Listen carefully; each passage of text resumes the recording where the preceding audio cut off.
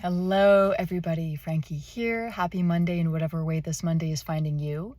Today, I want to share something that I found incredibly helpful.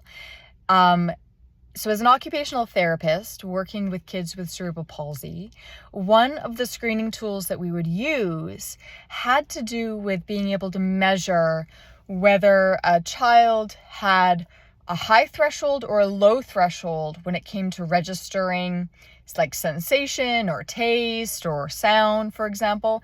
And then also, were they sensory seeking or sensory avoidant? And in a non-clinical situation, I found this framework incredibly helpful in understanding other people, but also understanding myself.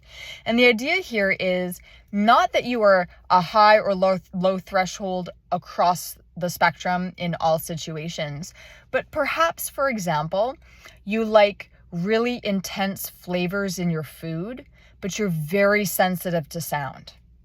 And maybe related to stress or the amount of sleep or whatever else is going on in your life, you might see greater sensitivity or lack thereof.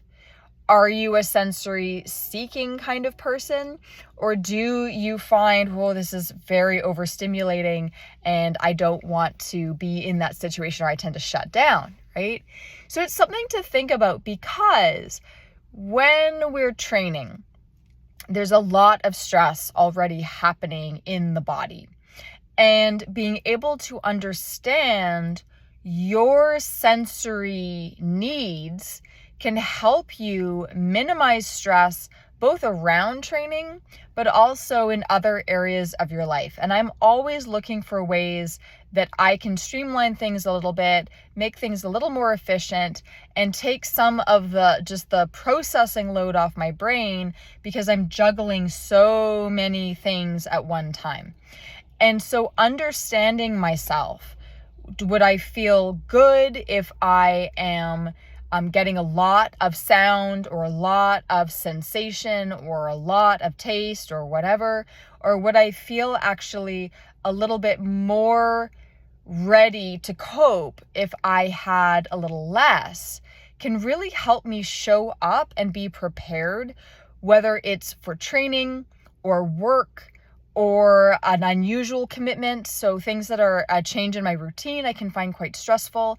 So what are other things that I can do around that will support me and not actually be taking more and more of a withdrawal out of my energy systems?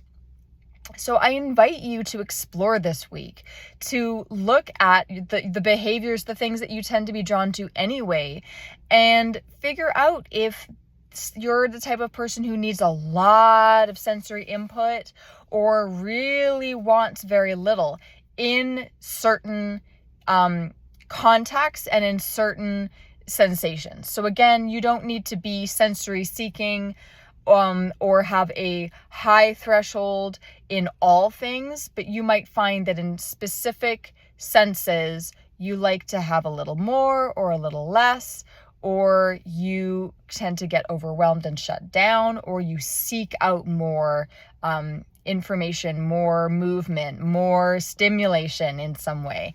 And we see this with a lot of kids where they may be told that they're, very sleepy or they're lazy, and actually they need a little more sensation or a little bit more of something to kind of keep them engaged and focused. Or other kids who are very hard to, quote, control because they're running around the classroom, or they're constantly on the move, or they're looking for the next thing, and they need lots and lots and lots of input.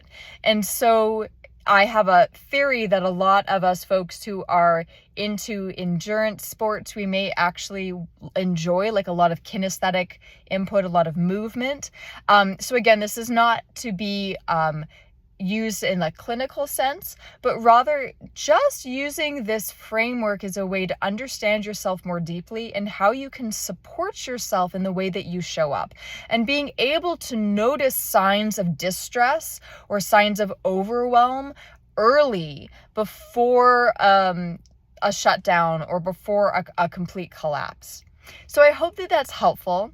You take care of yourselves and take care of each other, and I'll see you all again soon. Bye.